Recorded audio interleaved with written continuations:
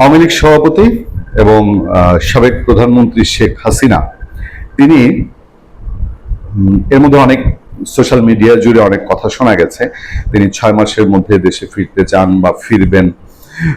অনেক বিশ্লেষক মনে করেছেন তিনি হয়তো তার নেতা কর্মীদেরকে এই দুর্যোগকালীন সময় চাঙ্গা করার জন্য কথা বলছেন। বাট আনুষ্ঠানিকভাবে যদি ধরা হয় তাহলে হিন্দুস্তান টাইমসকে তিনি যে ইন্টারভিউ দিয়েছেন বা আনন্দবাজারকে যে কথা তিনি বলেছেন এটা বোধহয় আর ঠিক মানে হালকাভাবে নেয়ার বিষয় না। মানে শেখ হাসিনা ফিরতে পারেন, আওয়ামী লীগ ঘাড়ের উপর নিঃশ্বাস ফেলছে, আওয়ামী লীগ বিরোধীদের মুখের ভাষা অনুযায়ী ফেসিস্টরা নাড়াচাড়া করছে। গত দুদিন ধরে কিন্তু বেশ কয়েকজন এসব আলাপ করেছে। সাবেক চিফ প্রসিকিউটর তাজুল ইসলাম সে বলেছে আওয়ামী লীগ আসার লক্ষণ দেখা যাচ্ছে, হাসনাত আব্দুল্লাহ বলেছে আওয়ামী লীগকে রাজনীতি করতে দেওয়া হবে না। এরকম এনসিপির আরো নেত্রী দেখলাম কয়েকজন বলছে যে ঘাড়ের উপরে আওয়ামী লীগ নিঃশ্বাস ফেলছে। সেই সময়ে মোটামুটি আলোড়ন তৈরি করাই এবং বেশ নড়ে চড়ে বসা তোলপাড় করা একটা নিউজ, যে নিউজটা বাংলাদেশের পত্রপত্রিকাও ছেপেছে। বাংলাদেশের দৈনিক মানব জমিন আনন্দবাজার থেকে নিউজটি নিয়ে তুলেছে, যেখানে শেখ হাসিনা বলছেন মাথা উঁচু করে দ্রুত ফিরবো। আমরা যদি সেই নিউজটির দিকে নজর দিই, বলা হচ্ছে বাংলাদেশে বিএনপি ক্ষমতায় আসার পর দ্বিপাক্ষিক সম্পর্কের নতুন ইনিংস শুরু করেছে মোদী সরকার। তবে গত মাসে নয়াদিল্লিতে এসে সে দেশের বিদেশমন্ত্রী খলিলুর রহমান শেখ হাসিনা এবং প্রাক্তন স্বরাষ্ট্রমন্ত্রী আসাদুজ্জামান খান কামালকে প্রত্যর্পণের আর্জি ফের জানিয়েছেন। বিদেশ মন্ত্রক সূত্রের খবর, হাসিনাকে ফেরত পাঠানো নিয়ে কোনো চিন্তা ভাবনা এখনো প্রধানমন্ত্রীর দপ্তরে নেই। এরপর শেখ হাসিনার বক্তব্যগুলোর দিকে গিয়েছে। এই পরিস্থিতিতে তার নিজের এবং আওয়ামী লীগের অন্য নেতাদের দেশে ফেরা নিয়ে একান্ত সাক্ষাৎকারে মুখ খুললেন শেখ হাসিনা। প্রসঙ্গত 6 বছরের নির্বাসিত জীবন কাটিয়ে 1981 সালের 17 মে তিনি নিজ দেশে ফিরেছিলেন। তার ঠিক 45 বছর পর ভারতে চলে আসা হাসিনার বক্তব্য, আমাকে 19 বার হত্যা চেষ্টা করা হয়েছে। 2004 সালের 21 আগস্ট গ্রেনেড হামলা করে আমার দলকে ধ্বংস করে দেওয়ার ষড়যন্ত্র হয়েছে, কিন্তু থামানো যায়নি। সৃষ্টিকর্তা যেহেতু বাঁচিয়ে রেখেছেন, আমি দ্রুতই বাংলাদেশের মাটিতে ফিরব। মাথা উঁচু করে দেশে গণতান্ত্রিক পরিবেশ ফেরানোর গর্ব নিয়েই ফিরব। কিন্তু আওয়ামী লীগের উপর নিষেধাজ্ঞা থাকলে কিভাবে প্রত্যাবর্তন সম্ভব?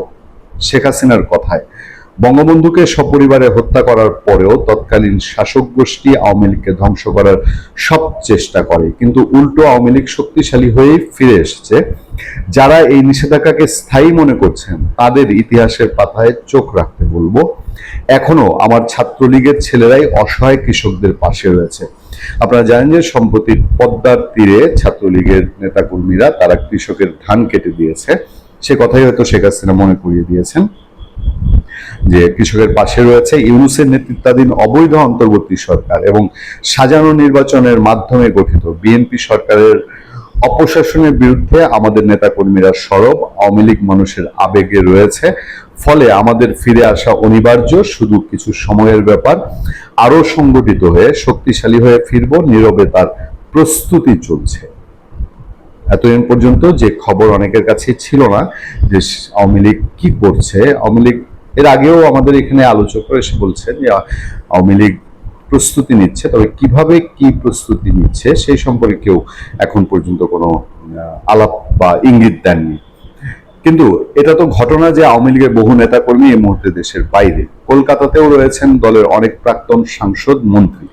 হাসিনা বলেছেন কেউ স্বেচ্ছায় দেশ ত্যাগ করেননি। ভয়াবহ পরিস্থিতিতে অনেকেই প্রাণে বাঁচতে দেশ থেকে বাধ্য হয়েছেন।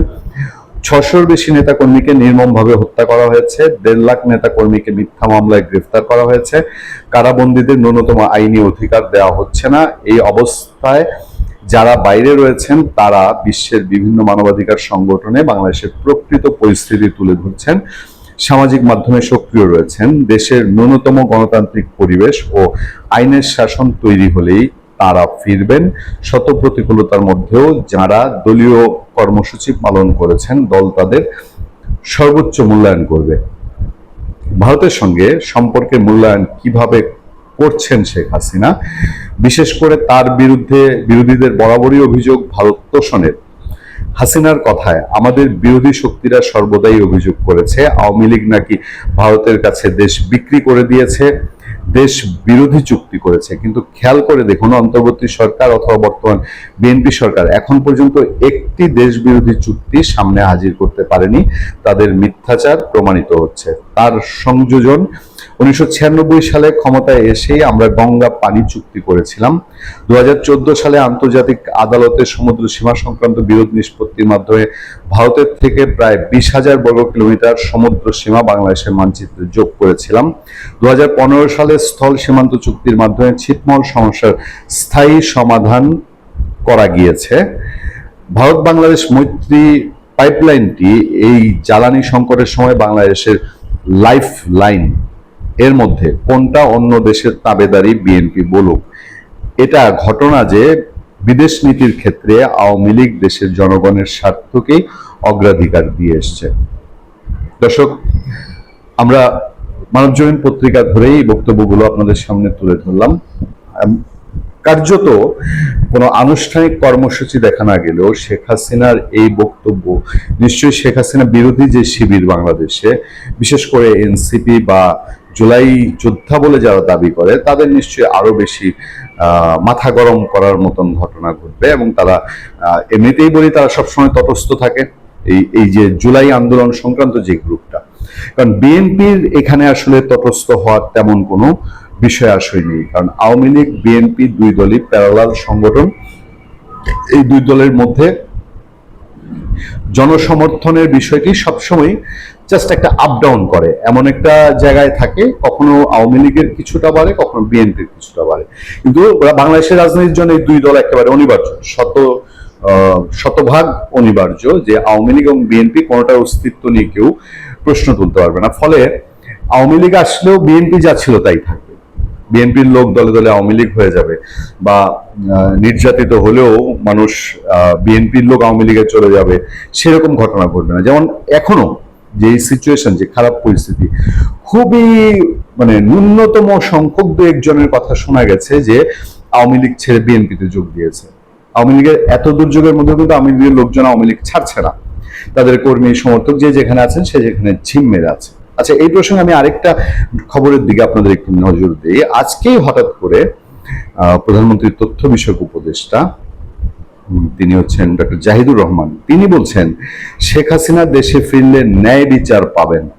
প্রধানমন্ত্রীর তথ্য উপদেষ্টা শেখ হাসিনার আরো একটি খবর আছে, যেখানে বলা হচ্ছে যে শেখ হাসিনা বলছেন যে আমাকে যে বিমানে করে পাঠানো হয়েছে, হিন্দুস্তান টাইমসকে, যে বিমানে করে আমাকে পাঠানো হয়েছে সেই বিমানটি আবার পাঠানো হোক, আমি দেশে ফিরে যাব।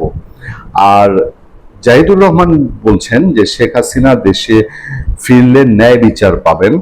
ছাত্র জনতার অভ্যুত্থানে ক্ষমতাচ্যুত হয়ে ভারতে যাওয়া সাবেক প্রধানমন্ত্রী শেখ হাসিনা দেশে ফিরলে ন্যায় বিচার পাবেন বলে জানিয়েছেন প্রধানমন্ত্রীর তথ্য সম্প্রচার বিষয়ক উপদেষ্টা ডাক্তার জাহিদুর রহমান। সচিবালয়ের নিয়মিত ব্রিফিং এ তিনি কথা বলেন। তিনি সেখানে আরো বিভিন্ন বিষয়ে কথা বলছিলেন। এই শেখ হাসিনার ফেরা, ইদানিং এই আলাপটা খুব জোরালো হয়েছে। আমরা ঠিক জানি না যে রাজনৈতিক টার্নিং এখন কোন দিকে যাচ্ছে। ভালো থাকবেন, সুস্থ থাকবেন। আপনার সাথে আমি আতিক রহমান, পূর্ণিয়া।